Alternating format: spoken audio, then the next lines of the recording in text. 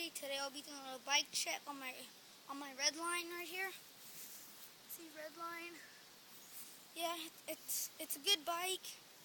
Has a green chain on it. Has a Black Ops sprocket, Odyssey grips, Odyssey tires. It has good brakes on it right here. Good brakes. Hollow point gooseneck right there. Alex rims. Yeah, it's a good bike. Has Redline pedal, Redline seat.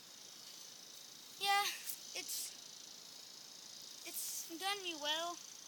Cost $400 at Spokes Bicycle Shop right there. It's in Burleson, Texas. Yeah, you don't have anything wrong with it. It has good rims on it that they ain't bent. That one or that one has a good frame. It's light. It weighs 15 pounds. And yeah, it's a pretty good bike. Nothing wrong with it. And that'll be all for today. Please like and subscribe. Thank you.